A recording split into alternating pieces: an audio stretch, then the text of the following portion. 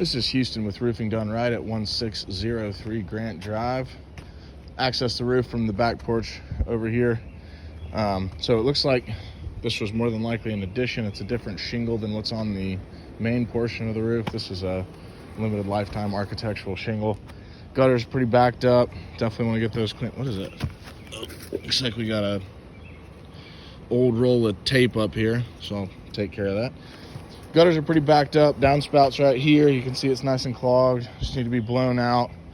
And with a pitch this low, how it's not steep at all, ideally what you would have is rolled roofing on here. However, there is ice and water shield under the entire thing, so that kind of negates the need for that, which is a positive. Negative here, there's no drip edge. Should be a piece of metal flashing all around the rakes and the eaves. You can see straight into the builder's gap here. That's where you can also see that ice and water shield. And then go up to the main portion of the roof in 1 second. And this is what's called the Atlas Chalet shingle. It's actually a shingle that was pulled from the market. Some people say defective. I just typically say discontinued. The reason it was pulled from the market is when they manufactured it, they basically took a 3-tab platform and marketed it as an architectural, as that. So where those are one-piece double-sided laminate, these are 3-tab shingles that they made extremely thick with bigger appliques. This is the applique right here. The issue with that is, especially in states like Georgia, when it gets real hot, since they put so much material into this platform, it will heat up and bubble and blister. So you can see where all the granules are blown off. I just put some chalk on a few examples. But the worst of that basically gets like this, where you're straight through to the matting. Eventually this shingle just pretty much breaks down on you and deteriorates. There's some spots where you can see the silicone starting to fade off of these exposed nail heads. Exposed nail heads are inevitable on a roof. There's no way to avoid it. At certain points, we can't put shingles over top of the nail heads, so you just have to silicone them.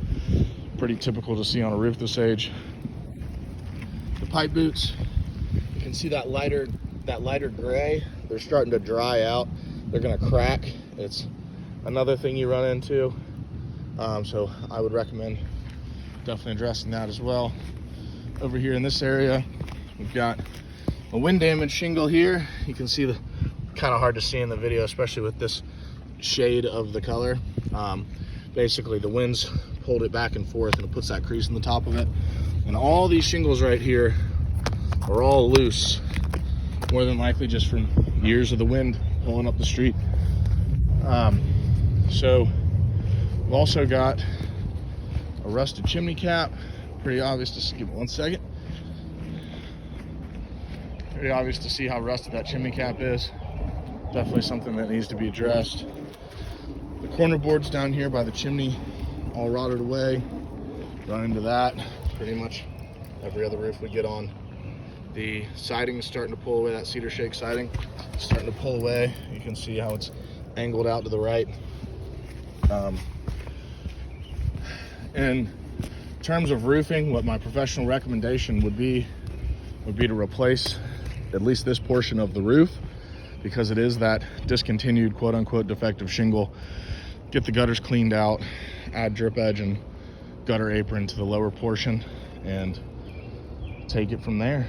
So sorry I'm a little out of breath. This thing wasn't super easy to walk around on. I'm gonna cut the video and send it over to you, and hopefully this helps.